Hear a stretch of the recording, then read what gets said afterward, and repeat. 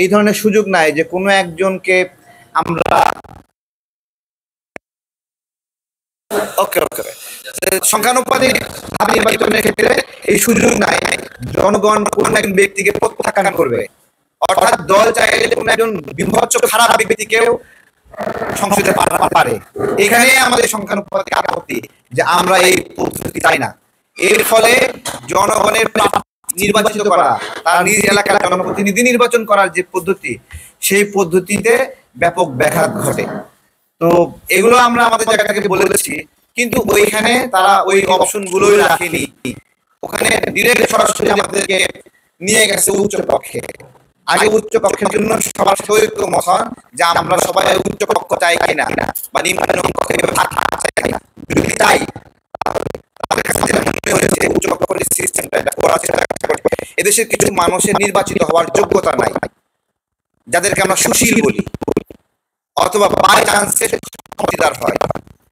এই বাই চান্সের ক্ষমতা অংশীদার হওয়া মানুষগুলোকে এখানে ক্ষমতা অংশীদার করানোর জন্য, তাদেরকে এখানে সরকার ব্যবস্থাপনায় ঢুকানোর জন্য এই একটা ষড়যন্ত্র আমাদের কাছে মনে হচ্ছে।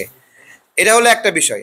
আর একটা বিষয়, ছোট সেই সকল দল যাদের এককভাবে কোনো একটা সংসদ নির্বাচনে একজন এমপি হয়ে আসার ফিটনেস নাই, সক্ষমতা নাই, তারা এই জায়গাতে চাচ্ছে যে সারা দেশে যদি 1% ভোটও পায় তাদের 3 জন এমপি যায়। তো এই দলগুলো যাদের নিজেদের একটা এমপি বের করে নেওয়ার সুযোগ নাই, তারা এইভাবে জনপ্রতিনিধি চাচ্ছে যে তারা তাহলে এইভাবে কোনো দল যদি 0.3% ভোট পায়, তাহলে সেই দলে তো একজন আপনি 0.3 আপনি অস্বীকার করতে পারবেন না, তার মানে 0.3 অনুযায়ী একজনকে দিতে হবে, তাই না? মানে এই বিষয়গুলোর মানে আমরা বিরোধিতা করছি। এইভাবে রাজনৈতিক দলগুলো নিজেদের জায়গা থেকে প্রার্থী নমিনেশন করবে নিজ এলাকায়, এবং সেই প্রার্থী যত জনপ্রিয় হোক, একটা দল খারাপ প্রার্থী একটা মাদকাসক্ত মাদক ব্যবসায়ীকে দিলে দেশের নাগরিকদের অধিকার আছে তাকে প্রত্যাখ্যান করার।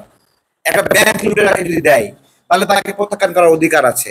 এই অধিকার জনগণের কাছ থেকে কেড়ে নেওয়ার অধিকার কারো নাই। বিভিন্ন ছোট দল তারা 2% ভোট পাবে, এই 2% ভোট দিয়ে 300 যদি দিয়ে হয় তাহলে 6 জন এমপি পাচ্ছে তারা। এই 6 জন এমপি পাওয়ার লোভে আপনারা যে জনগণের বিরুদ্ধে একটা ব্যবস্থাপনার দিকে যাচ্ছেন, আমরা এটাকে সমর্থন করি না। আমাদের নিজেদেরও কিছু সমর্থন আছে, সেই অনুযায়ী আমরাও সংখ্যানুপাতিক নির্বাচন গেলে লাভবান হব, কিন্তু জনগণের লস হয় বিধায় আমরা এই বিষয়টাকে আপত্তি জানাচ্ছি।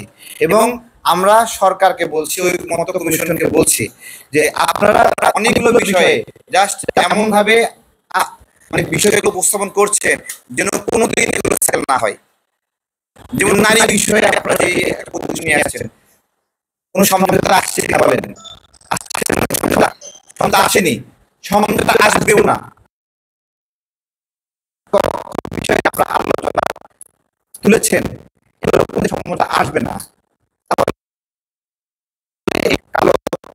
নাকি আসলে আপনারা সমাধান চাচ্ছেন?